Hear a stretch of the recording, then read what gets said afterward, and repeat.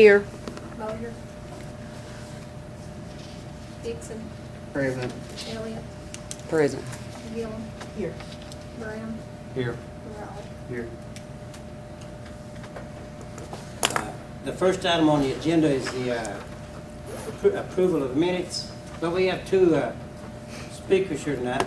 David McGill from the Department of Emergency, Harlan County Emergency Coordinator, and Paul Miller from Miller Associates. Would you want to let them go ahead? Sure. Yeah. Sure. David, would you like to start lead off? Sure.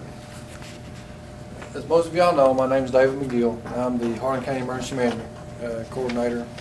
And me and Tyler Cornett have got the Emergency Operations Plan revised. The reason I'm up here is to see if you all want to adopt this. The reason you all need to adopt this is because it puts you all in state and federal guidelines compliant. The FEMA has mandated that the state have the local government change the way they have their emergency operations plan laid out. So that's what we've done. Plus we went through and revised people that had been probably about 10 years since it had been revised. So there have been people that passed away or no longer held certain positions, so that all is revised. I had a committee together that helped compile all the information, and that was law enforcement, fire department, animal service. That way it was, and we also had city government involved. That way we had a general consensus of how everybody kind of done business, because this is not my plan. This is the police departments, the fire departments, city government. This is your all's plan, because if this has to be enacted, I'm going to be more or less sitting at a desk saying, okay, this is what the plan says, this is what we need to do. What do y'all think? So, but that's why I'm here. And once everything gets finalized and I get everything signed off on it, the mayor will get a disc. The mayor will get a disc as well. The fire chief will get a disc, and that way you all will know exactly what the plan is saying. Have training on it? I mean, that's totally up to you all. It's dry material, I ain't gonna lie. So it's a collaborative effort among all the first responders in the county? Yeah, I mean, of course, you're not going to get... I mean the Right. representatives from each. No, not everybody. I Okay. try to get people together, and when I got a small... Because if you get too big of a group together, you're not going to get nothing accomplished. So I try to get a small group together and to represent law enforcement, fire. Yeah, just representatives from each group then. Right. Could you tell us some? Oh, I'm sorry. What type of emergencies does it cover? Like, It covers anything from a school bus crash to a tornado, flash flood, severe thunderstorm warning, water outages. I can't remember everything in there. There's the way it used to be set up is annexes, and FEMA wanted it to be broken down into ESFs, which is emergency support functions, and there's 15 of those. And for each ESF, I have a coordinator. Like I have a coordinator for fire, law enforcement, transportation. All those are ESFs. And in the event of a disaster, more than likely you're not going to have all 15 of those people in the EOC, which is the Emergency Operations Center. You're going to have a select group that's actually involved in that disaster. You might have somebody dealing with law enforcement. You might have somebody dealing with transportation, depending on, if we're needing to get people evacuated or if we're needing to get goods moved in or whatever. So, and then of course myself would always be involved, the judge executive, and then if it was dealing with the city of Cumberland, the mayor would be involved, and then the mayor would come back to you all, let you all know what's going on. So, getting back to the question I was going to ask, the revisions that's been made, is that the most major revision that you just described? The most major revision is transforming from annexes to ESFs. Okay. And they did not want us to use names, they wanted us to use positions. Okay. And so you won't see any names in here. What the whole purpose behind us doing this is, in the event that something happens to me, say that there was a tornado and I got killed in a tornado, and something happened to Tyler and Tyler couldn't get there, somebody could walk in from out of the county, out of the state, open up this book and be able to run the county and direct people to get things done Just from that manual? from this manual. Is Okay. every city in the county included in that, or on No. board, or on board with that? Yeah, well, you all make the third one that I went to. I went to Harlan and Lowell, and you all make the third one. I actually had a meeting in Lynch, but I had another previous meeting and that run over, so I didn't get to make it to Lynch. But Have you had any say no to it? no. And it's totally up to you all to say no, but if you say no, you have to write your own plan. Yeah. And I mean, and like I said, it's totally up to you all, but that's something to take into consideration, is you have to write your own plan. And this is also, if y'all want to look at it, it's been approved by the state. Okay. Because the way I done it is I wrote the plan, the state had to approve it, I sent it up, state approved it, that letter's in here. Then I felt like it was most important for the county judge executive to approve the plan, and so he approved the plan, and then I've come to you all to get you all to approve the plan. One thing, about you said there's no names in it, but you got the positions with where we can contact them Yeah. by telephone. Well, the positions is in there, and also there is an annex in the back that we put in just for our general reference. And because, you know, if I come into a place, and I actually had to do this in Laurel County, when the tornado hit Laurel County, I went to assist them and ran their ELC there. I want to know who I'm talking to. I don't want to know that I'm talking to the fire chief. I want to know what their name is. Right. And so there is a place in the back that says, Cumberland Police Chief, Cumberland Fire Chief, and what their name is. And that's something we'll have to be updated regularly. You know, as positions, people changing positions, but that's no big deal. But the core plan just has positions. I would recommend that for any city. Oh, yeah. I have no objections whatsoever Me to it. Say a tornado hit Cumberland, okay? Okay? The plan is in there. All right. It involves the county also. In other Yes. words, the county's in on it also. The headquarters would be in there. I mean, I'm just asking questions, just Well, for curiosity. it kinda- Or would it be up here? My office is in, and the ELC is in Harlan. Mm-hmm. And that's where most everything's based out of. But depending on the situation, I'm a very hands-on person. Yeah. And anybody that knows me can tell you this. During the snowstorm and ice storm we had a couple years ago, I had people stationed in my office because by law that has to be manned. I was out in the field. Like I said, I'm a hands-on person. If I have to be in my office, I will be, but I like to be out in the field because I want to know what you all need. That's why I'm here, is to make sure you all get the resources that you need and everything is going back to normal. That's my job, is to make sure you got the resources that you need and make sure things are going back to normal. The question about the tornado thing, the warning signals that we have, they are already in place, aren't they? Like what? The sirens? Uh-huh. Yes. We have some sirens in the county, and that's addressed in the Yeah. MP, Yeah. and which we're adding these. And I've already talked to Mr. Miller about Yeah. linking those with Harlan. That way we can do one switch and set all the sirens off. Because my thinking is even though we get a tornado warning for Wallens, the whole county needs to be alerted because we don't know what direction it's going to go. Yeah, it might say it's going to just hit Wallens, but there's that possibility that it turns and heads towards you all. Let's take a proactive approach about it, make sure everybody's warned, and that way everybody has the greatest chance of not being hurt. So we don't have it in place yet. The plan is in place. The work has not been completed yet, right? FEMA sirens. Yeah, that But money's you know, the not coming plan is through. good, and it's good to have a plan, but if you don't have that warning thing, Well, I mean, it's not that's, gonna be Now, we effective. do have some sirens here in Do Cumberland. they, Yeah.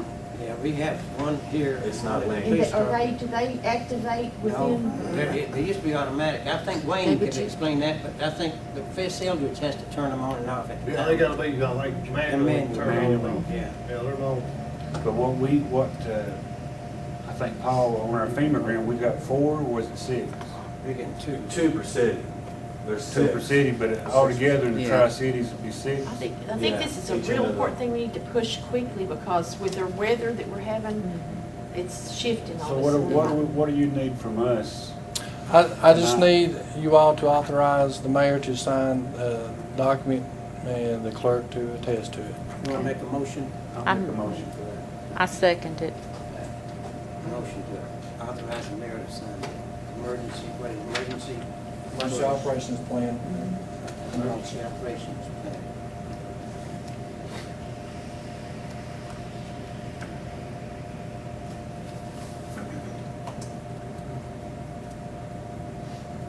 Take a vote.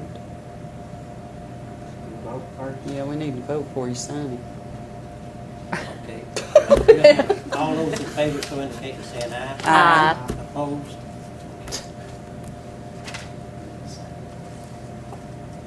While he's still up there, Mayor, can I ask him a question pertaining to emergencies also that I discussed with him before so he can explain to us? I had discussed with him, remember when I brought it up to the council about if we had a boiled water advisory, could he call, put it in the system to call? And he has said that he can, so you want to explain that to us? Yes, through the One Call Now system, which alerts people. Normally, it's a tornado warning or a flood warning, or something that is imminent danger to your health or property. We can do a boil water advisory at no cost. The only thing is, I kind of caution you because if you start having, I don't know how many boil water advisories you all have. A lot of people love the service. There is probably a handful that hate the service. But if you start getting a lot of boil water advisories, my only concern is that, you know, are they going to start ignoring the phone call when they see that number come up and not be warned if there is a tornado warning or a flash flood warning or, you know, something else. That would be my only thing is to kind of maybe think about that a little bit. Maybe look at how many boil water advisories you have. Like I said, I don't got a clue how many you have, and I don't know what number you would say would be too many. But if you all want us to try it and see how it goes and maybe poll the public as they come in and pay the water bill. I think it's a good idea to have you all be able to do that because we've had some situations where we needed to use that. Yeah, you know. I mean, I don't know that it's going to happen once a month, once a year, Right. but just to have that service available is good considering the age of our water lines. We've had some issues. Right.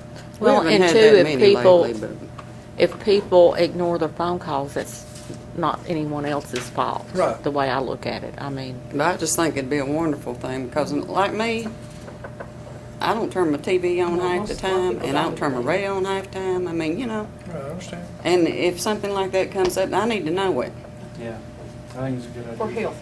health Right. reasons. We can do that. It's not a problem. So what would you require from us to I get that need- started if we voted in? I need a press release, something that is 15 seconds or less, faxed to my office. And then I would need a phone call stating that somebody, because I would say more than likely a lot of times it's going to be after hours.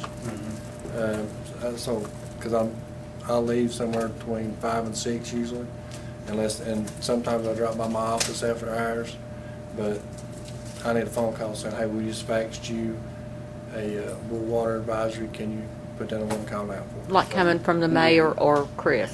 Since it's boil water. Or whoever the It's water Chris department O'Brien. Since you know what you need, could you write us up one and send it to us? Do what? Since you know what you want for us to send you, could you write us up one and send it to us? Well, I What don't- you'd like to have? I don't know what I want. I just know it has to be 15 seconds or Yeah. you start running into problems with the phone calls. Like boil water advisory in, What area it is and that Right. is, that's it. Yeah. Yeah, something short and sweet. Short and sweet. Because as if y'all have gotten the phone calls, they're very, very short, sweet, and to the point. Mm-hmm.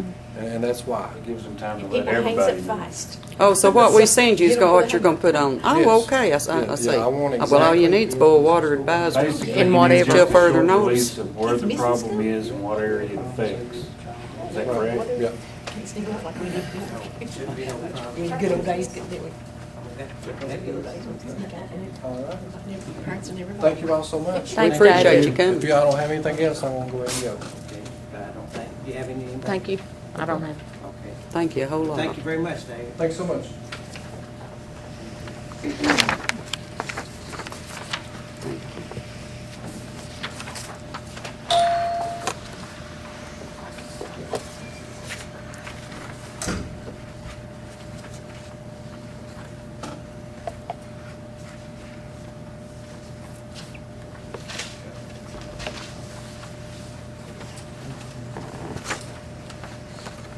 Just a couple things, few things that are going on, we're working on.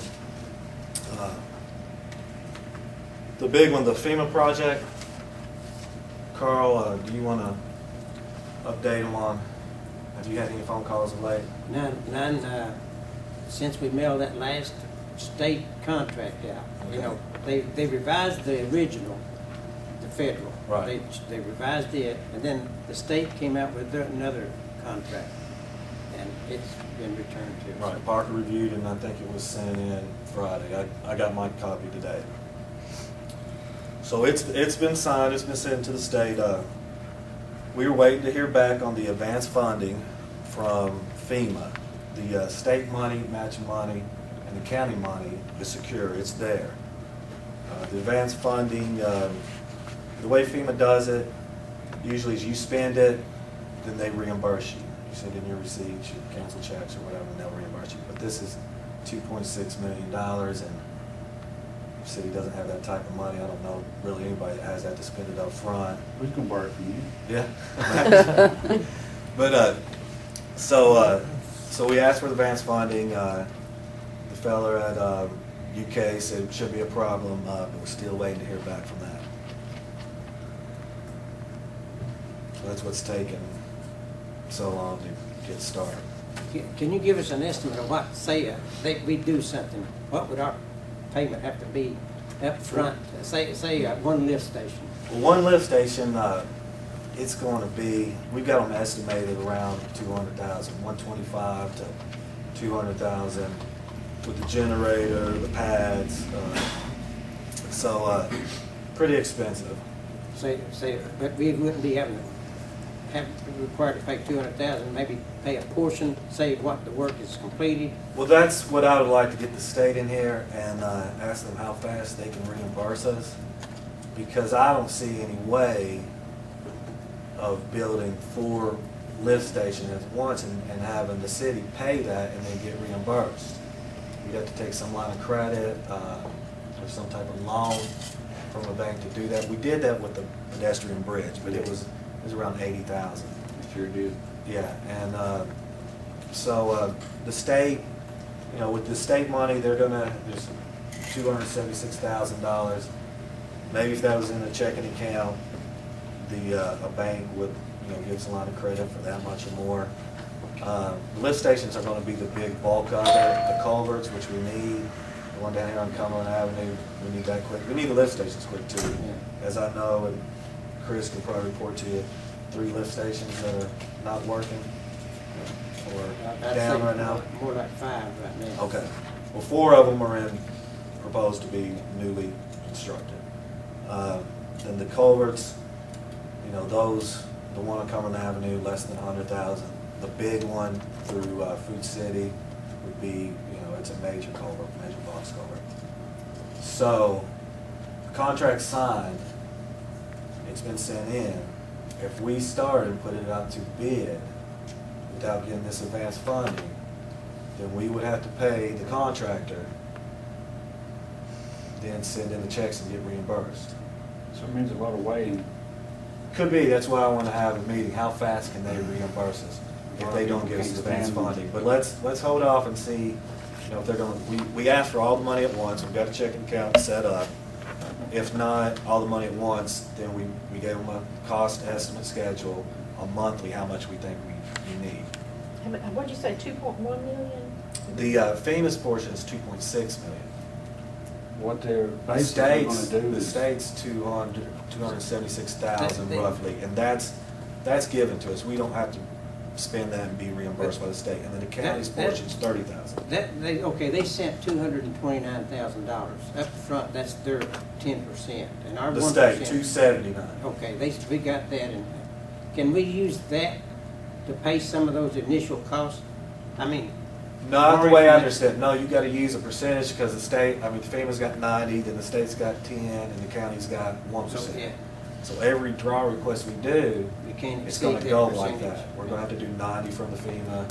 You know, that's why I've asked Whitney Chestnut with the Cumberland Valley ad to request another meeting to get the state hazard mitigation. And they're probably gonna want to see, representative. they probably want to see a progress. Oh, Each yeah. time you take a draw, they're going to want to know what you've got done so far, so they're not putting out money with. Right, if they're giving us the advance funding. Yeah. They'll watch it. Really, I don't think FEMA cares so much, because at the end, they will check. They will check all the checks and audit it and make sure the money is spent how it's supposed to be spent. Well, it's not that. I just know most places, when they do anything like that, they want to see a progress report, so that they, Yeah. where every time you turn in a draw. Right, and we would do that every month, like we usually do. Did you notice the difference between the state contract and the federal contract? The federal contract says the checks will be prepared by the ad board and the county, and the city don't prepare the checks there, okay? Okay. But in the state contract, it says the city would prepare their check, and the ad board would prepare the other check. But there, there's a difference there. The city is preparing the checks for the state contract, but the federal contract is, I'd rather have the ad board do it all, We'll have the ad board administrate it all, check it all. Yeah.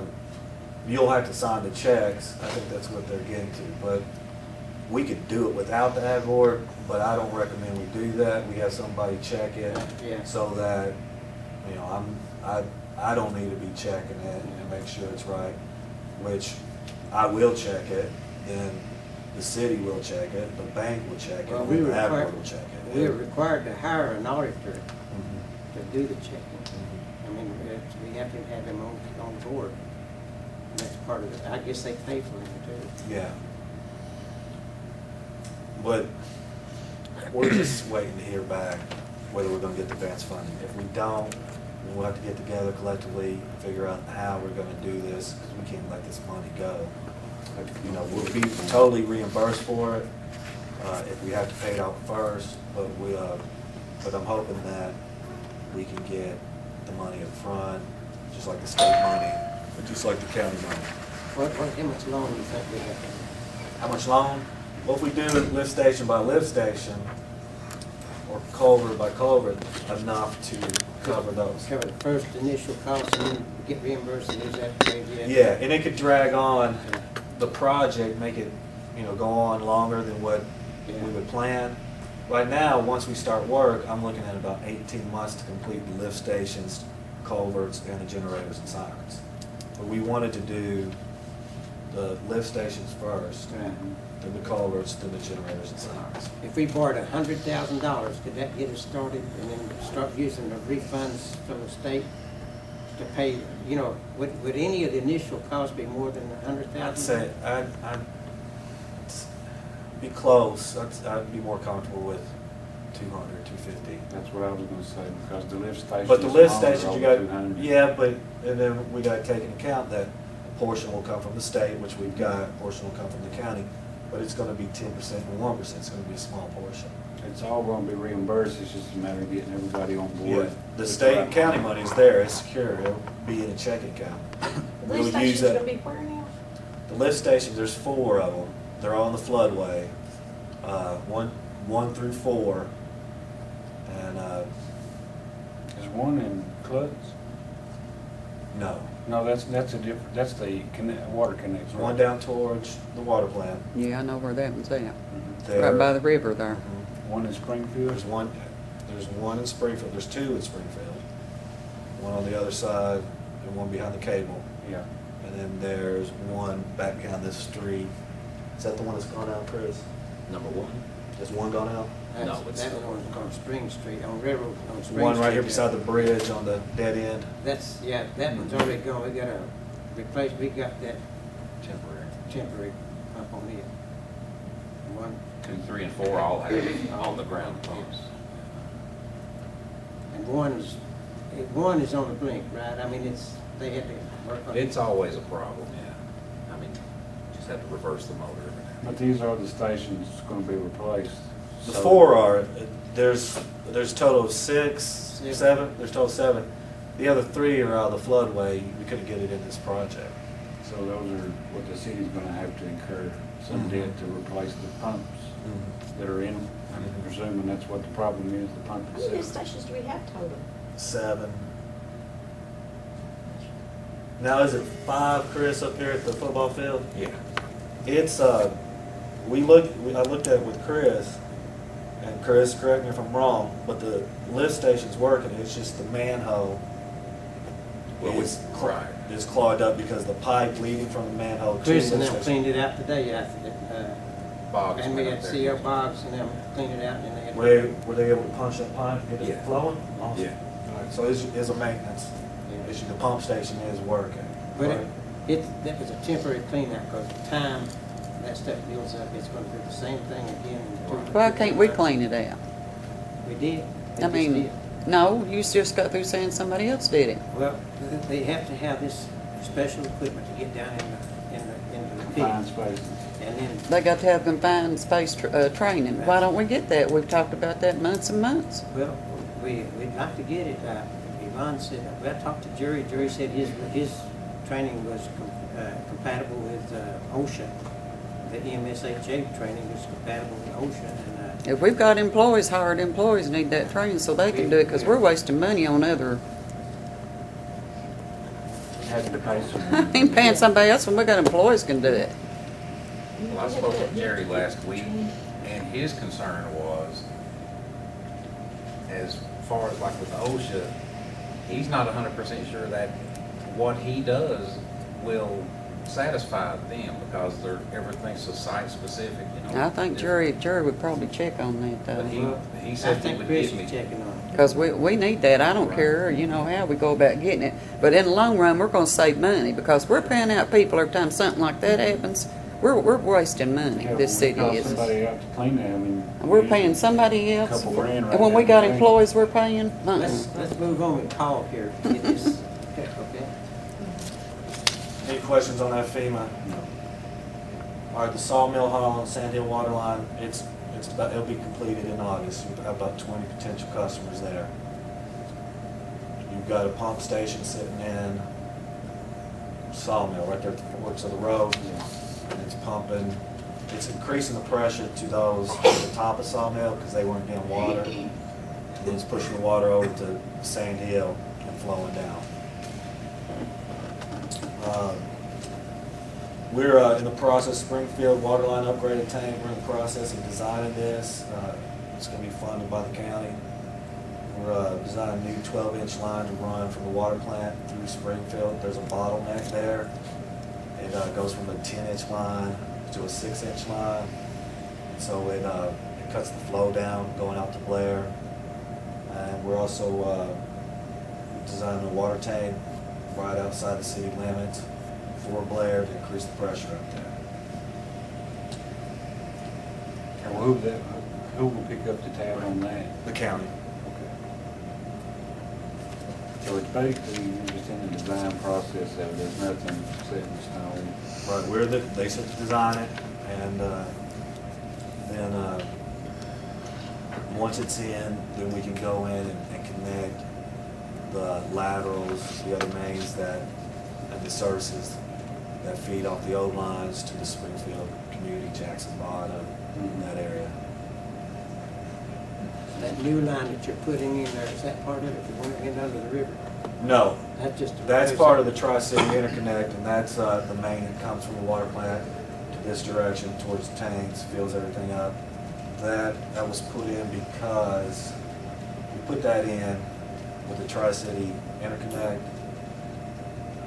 because if that line went down, then we couldn't utilize the Tri-City Interconnect, and that line that was hanging on the bridge we're having it, it was, That's gonna be replaced by the line that's in, y'all Yeah. put underground? yeah, we're gonna disconnect that one.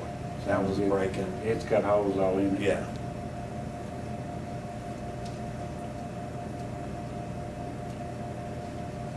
On the Tri-City Utilities Authority, we had a meeting today, and Carl was at the meeting. But in the meeting, we proposed and asked the TCA, the authority, to use the leftover funds to find water leaks in all 3 cities and to supervise fixing these leaks. Thank you, Paul. Appreciate it. Thank you. Thank you, Brett. Will there be money, you think? There's gonna be some left? money left over, there is, and then we're gonna go back and with the authority, we're gonna list, top priority.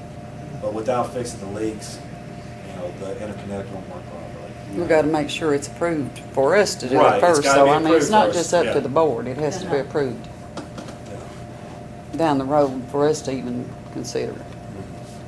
With the leaks fixed, we'd be sitting pretty compared to what's being pumped out. That's the best news I've heard in a long time, if we can do that.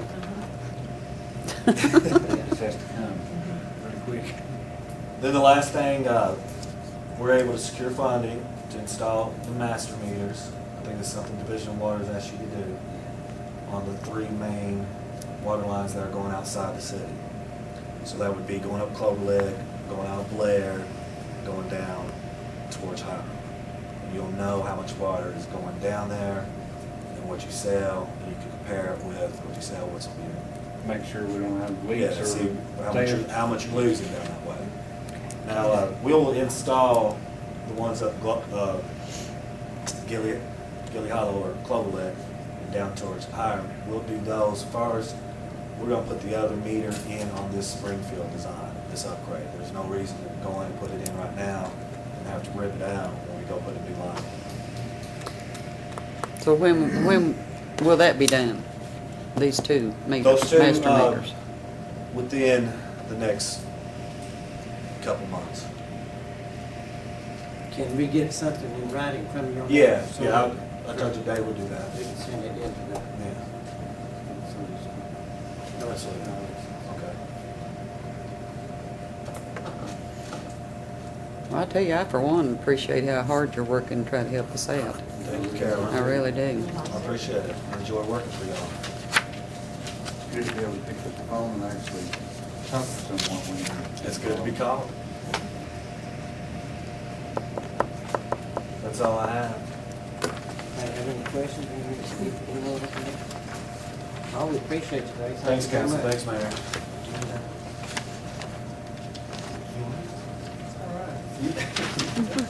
I'm just gonna give it to you. I wrote it all down. Okay. I We can figured make you'd it take it back. Thanks, Paul. Mine's all right here. The next item on the agenda is approval of minutes. June 12th, 2012 minutes.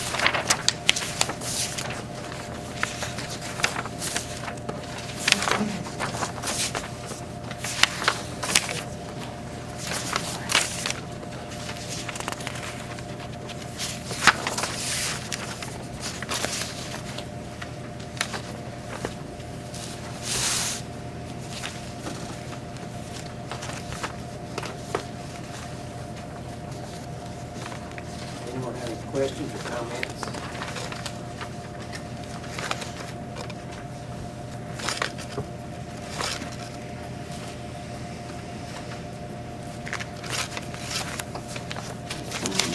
Entertain a motion. Make a motion to approve the minutes for Tuesday, June 12, 2012. Motion made. Got there a second? I'll second it. Second. Roll call vote. Barrett, Yes. Bowyer, Dixon, Yes. Elliott, Come back to me, please, after a second. McGill, Yes. Graham, Yes. Raleigh. No.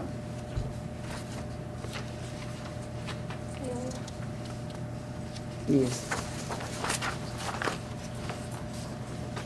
Minutes for June 12th are approved. The next minutes are the special call meeting, which did not take place on July the 2nd. We just need a motion to approve the minutes as written. Well, we don't usually approve these. That's what you told me in the past. We don't approve them. They're just for record. Can't approve minutes from meetings. When you didn't even have a meeting? You don't want to approve them? No. If you don't want to approve, just vote no, okay? But, I'll make a motion to accept the minutes, or to approve the minutes. well, we're not saying to accept it. To accept the, What minutes?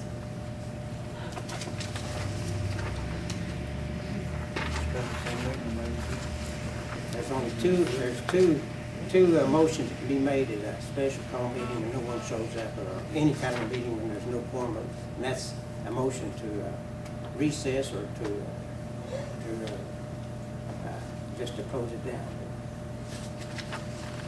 So we have a motion to approve or to accept the minutes as written for July the 2nd. Is there a second?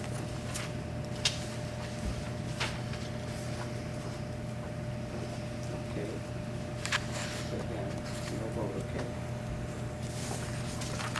On these meetings, you know, we have to work, and usually the first of the month is the biggest chaotic time that we can have up there. And I know me and Ben getting off in the middle of the day is just impossible. So I'm impressed if you guys could do a polling for us so that we would be able to.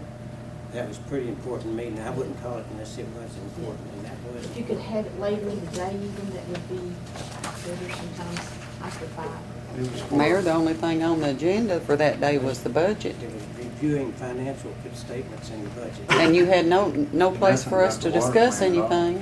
Well, no, we didn't, water plant wasn't even, it was No. reviewing the finances in the. But you had no discussion for us. It was just us coming to listen to you. It was not on the agenda. No, well, okay, it's over and done with. I'm not gonna sit here and just. Well, I'm not either. I'm just stating the fact. Okay. We have to have our trucks, vehicles worked on, and tires for the vehicles. And then we have, police department, $505. Tires.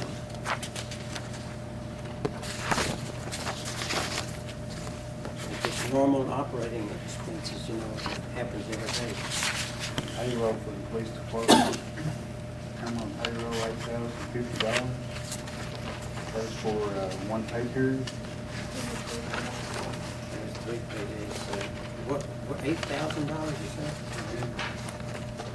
Oh, yeah, that's where we're broken it down. See, we take so much money out of each department, you know.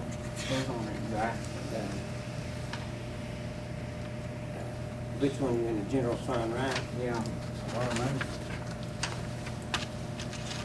But that was for three paydays that week, that month.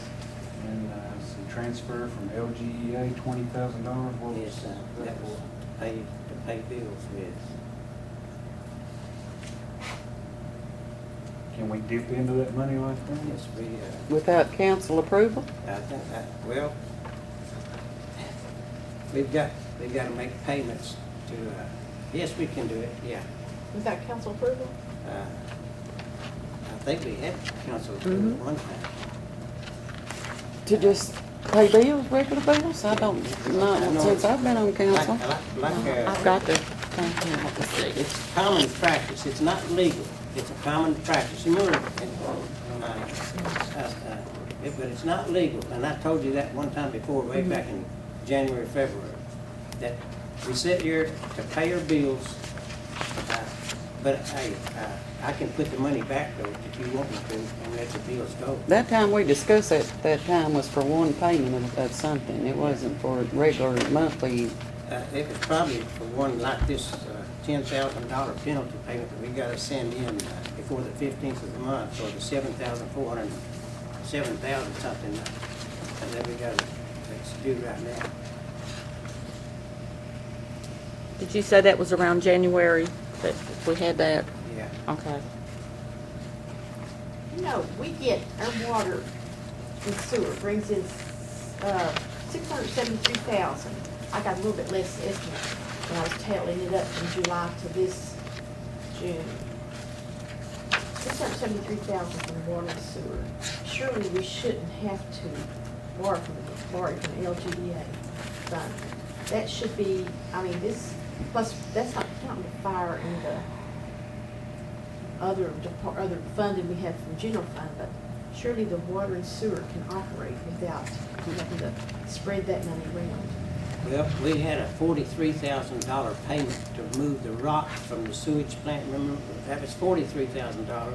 Then we had to have over a $30,000 payment to fix a dosing station down at the sewer plant. And then, that was one of the other emergency meetings we had to have.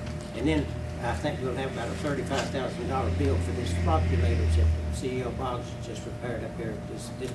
So, and then, we had a $6,500 payment to fix a control panel that went out. Chris, what are some of the other payments we've had here that All these pump stations, and, you know, they're charging us for those pumps that they have to set out there. They're temporary. it's not ordinary expenses, it's above and beyond expenses. So what was it? January 31st. 40,000, what million? 43,000. For the mercury. That was paid, Oh, that's before my time. Was that council approved, and did they know anything about it? No. they paid mandated.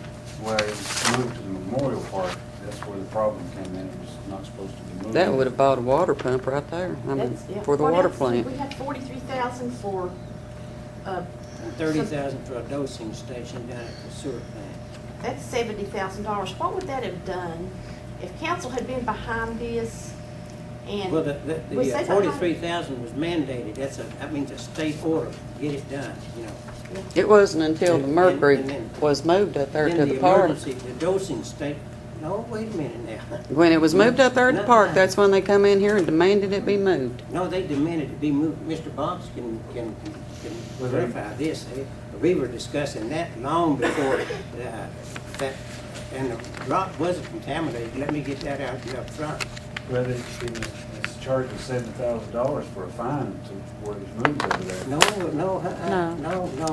That $7,000 was when they moved it from the sewer plant because the city didn't have the money to pay to have that water moved from the sewer plant over to the outside of the fence. That was $7,400 that we're paying right now. It's right here, the check is right here for that. And there was no cost incurred moving it over to the park over here. That's been over there, I mean, I must have missed this time, it was not my time zone, but it's been over there, it was over there by the sewer plant for years. So they 2004. just demanded us to move it, Mr. Boggs, could you? Yeah. The, and why would The they fine fine- us if we moved it? no, the fine was for polluting the environment with the mercury at the sewer plant. Originally, yeah. And that the mercury was a spill and it was an environmental hazard. That's what the violation was.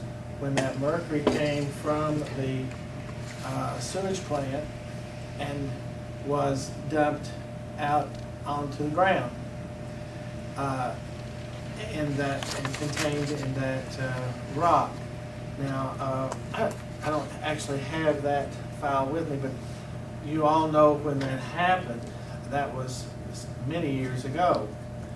And the rock was covered and stabilized, that it wasn't going to get out into the streams and water and move away, so it was covered and kept there, waiting for a bridge, because we asked for permission to not have to move it. They said, we want it moved to a hazardous materials site now.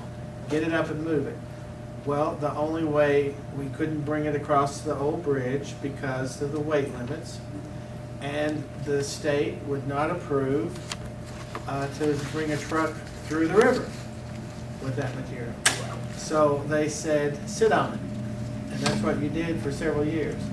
all the while, you were still being fined for the first event of, And the first event fine was, well, initially, it was tens of thousands of dollars. We got it reduced down. And we, during the process of working with them, and it was an actual case in front of a hearing officer, which the mayor and I attended, and that goes back to even Mayor Cornett, attended many status conferences on the with the hearing officer and with the attorneys for the state, asking for, give us a little bit more time, we're going to fix a bridge. We got letters from Army Corps of Engineers saying that you couldn't bring it through there, and they were going to get a bridge. At one point, they wanted us to bring it across on a temporary bridge because there was a temporary bridge, but then they wouldn't approve it. I mean, the paperwork that I have on it would fill this thing here. From all the conferences. Every couple of months we were having a telephone conference of which the mayor and at the time, Chris was never in on those, but Cecil would be, or I would call them on the phone and we'd do it by phone conference. But that went on for years, waiting for the bridge. And then once the bridge came up, they said, now you've got to do it. We looked for bids on how much it would cost to put it to a secure site. They wanted to approve the person who would haul it. In other words, at one point the county said, well, we'll let you use the county trucks. No, no, no, no, no. The state would not approve that. They wanted a different kind of hauler that we had to pay for. At one point, the attorney, and this is where the confusion came in defense of the mayor, we have the emails, and I have them, and he has them, where the attorney for the cabinet said, we tested this material 2 or 3 times, and over the years, whatever happened, that the mercury wasn't there anymore. They couldn't find it, that they had originally found us for. And then they said, well, once you move the gravel, we're going to test the soil underneath it to see if it's seeped down into the soil. So we're going to pay for testing, and I don't know, the city had to pay for the testing of the soil and of the rock. So the attorney for the cabinet says, well, okay, it sounds like now that this has gone on all this time that maybe, you know, this rock is not contaminated. And he sent us an email telling us we could dispose of it in any way. But oops, after we started it, and after the mayor found a place that wanted the rock and would move it, right in the middle of doing it, he gets an email from his superior saying, no, we're not going to approve that, but the attorney did tell us that we could move it to any place at any time by any means, all after going through all this for all those years. So then he gets an uppance saying that, no, no, no, where is that rock? His superiors are coming down on him. Where is that rock? It's at wherever it was they put it. Now, the only way to make his boss happy was to make us pay to now take it to that secure site and pay a hauler to haul it to London, wasn't it? Laurel County, to an approved waste disposal place. Of which, during the process, they tested it again. And no mercury was found on the rock that was tested. No mercury was found on the site underneath the rock where it was at the sewer plant. And they went to the park and tested all around there, and no mercury was ever found. The fine that was paid was from the initial fine that, like I say, was tens of thousands, which they reduced to like 10%. I mean, it was a fine that was up like $50,000 or something. It was an astronomical. Parker, I have the numbers right here if you want. Well, I'm just giving them a background. The fine was from the very first time they took the stuff out of the sewer plant and dumped it down the ground. That's where the fine came from. And it was What was the original finding? You have I don't have the original, I have what we ended up with. $57,000. it was reduced And we substantially. couldn't have argued the point that it was tested clear. And at first, it was not tested clear. When it was first contaminating the soil, when it first contaminated the poor fork of the Cumberland River. Remember, these were water quality people that were concerned about this. When it was first tested, it was hot for mercury. But as it sat there over the years, the mercury disappeared. So you're telling me that there was not a deadline to where you could move that afterwards? Because my understanding was there was a date and we moved it prior to when we were supposed to. I'd be happy to bring my entire file and go through it with the council, but I am assuring you that when they wanted it moved was when it first occurred. Yeah. But the bridge, Yeah, and I was knew all not that. supported. I knew all that. And then once the bridge was completed, and we no longer had permission to hold it, the attorney told us, I think it was like in February. February the That was 24th. February, yeah, February. I remember better than I thought. A lot of water under the bridges, mercury in the water. Yeah. But the bridge, in February, he says, move it any way you can, anywhere you can. Looks like it's tested free. Mercury's disappeared. But just as a precaution, once you get it up, we're going to come in and test the soil to see if it's down in the soil. If it's in the soil, then you're going to have to move the dirt, the soil underneath it, and move that dirt to a secure area. So get rid of the rock so we can get down to the dirt. They don't just come in and just test one place. They tested multiple sites, a dozen or so, all over it, looking hard. And that was in February, he told us. So then we began to make plans in February to move it. And then when it was actually moved in what, June or July? Somewhere many Yeah, I months don't later, remember when. right in the process of moving it, whether someone called and made some inquiries or whatever. But then the boss of the attorney, whose name I can't remember right now I don't have it either, on Mark here. somebody, he gets anyway, he gets a call and says, no, we established that was contaminated. We don't care how it tested now, it was contaminated material, and we want it treated like contaminated material. We want that, all that rock, and they knew how many tons it was, they already had the figures on how many rocks. We want that moved to a secure site. And by a proper handler, we don't want it moved on a county truck. Oh yeah, it was a county official that called me down. Said, we don't want that moved on a county truck. But a county official, whoever was driving the county truck, called it in and says, I'm moving mercury. Well, he wasn't moving mercury because he didn't know. He hadn't seen the test. So he called it in and reported to the state that he was moving mercury. And it was tested clean. And it was tested clean at the park. And it was tested clean at the site. And the soil underneath it was tested clean. So there is a possibility that when they first came up with the violation initially, at the very first one, taken from the bottom of the sewage plant and put there, it might not have had mercury in it. They can't prove it. They have a test, but they had one test saying it was there, and we had multiple tests saying it wasn't there. And it was because of the weakness of that case that they mitigated the fine from $57,000 down to $7,000.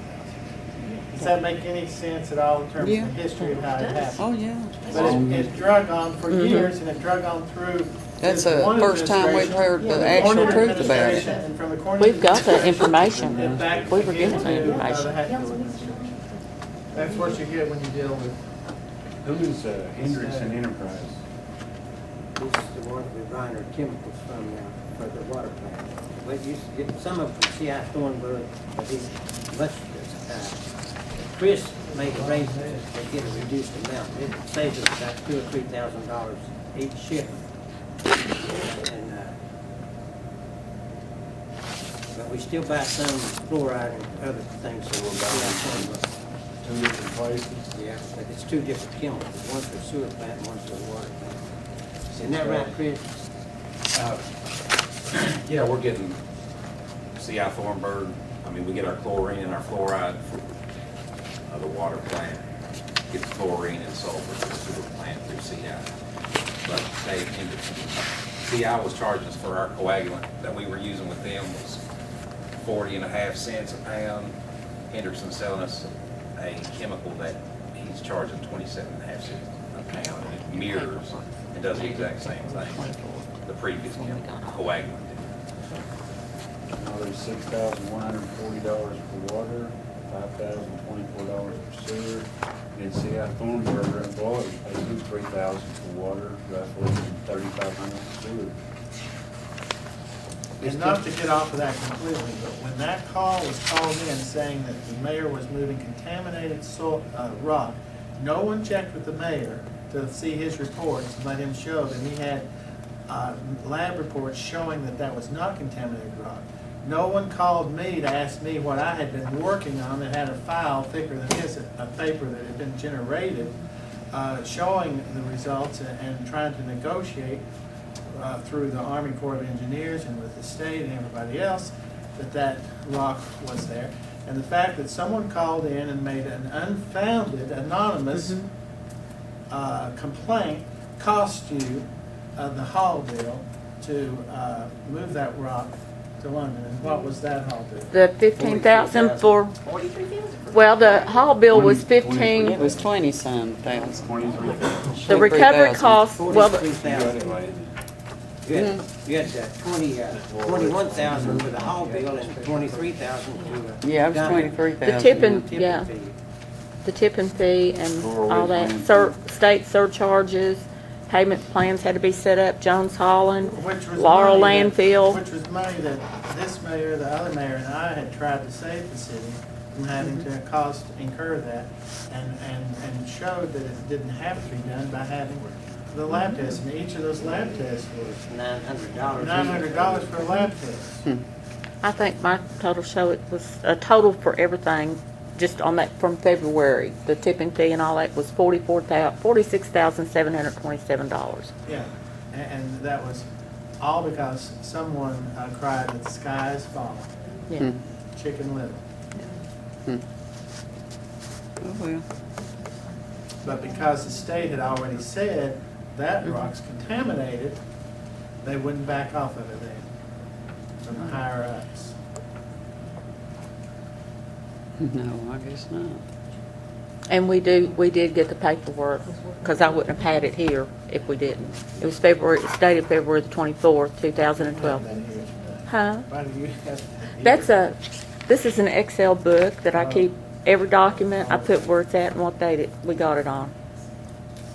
Well, it was a frustration, Yeah. and actually, but all in all, in the long run, you still got by cheaper than what it would have been 10 years earlier. Or how many years it was? 8 years earlier. What was the date on the 2004, goes back So 2004. about 8 years. Money wasted. 934 tons of mercury rock dating back to 2004 has been removed to the Laurel landfill. And at one That's point, what the they weren't document going to said. allow it to go to Laurel County, they wanted to go to, was it Pennsylvania? Was it Pennsylvania? Yeah. Ohio, Pennsylvania? Yeah. Couldn't even be Indiana. deposited in the state, we're going to have to haul it out of state. I used to play with mercury boys in it. You won't play with it now, Nope, I know. especially if you're a city. Well, it won't happen again because we don't have the same goings on down there now that we had before. It's the same. Sure. Well, that's what they said. That's what Division Well, Water here's guy the thing, said. here was the argument, since we're taking all this time to talk about it. That mercury was put in there by the contractor who installed that plant, and that's the standard operation procedure. They use mercury as a lubricant. Yeah, And it's in. Back then they did. It's in sewage plants all over the state. yeah. Cumberland is not the only No. one. There are a ton, not tons, but I should say many sewer plants in operation that were installed using mercury, just like we played with it as a child. Mhm. They use that mercury down there because it's heavier than oil. Oil as a lubricant will float to the top. Mercury stays on the bottom, and it still kept it all lubricated and kept it all moving good. But then when they got in there, and then all thing tore up and messed up, and they got in there and they pulled it out. Well, when they pulled it out comes the rock, out comes the mercury and everything. Yeah. But hey, it was state approved water approved the installation of the plant, and the federal government probably paid to have that installed initially. But yet, you know, when you go in to fix it, it's all of a sudden it's your problem. That's government for you. Sounds like a money wreck. But now, I asked that day that we made the rounds with him, and he said, no, it wouldn't happen again. Isn't that right, Chris? Because the way it's set up down there now,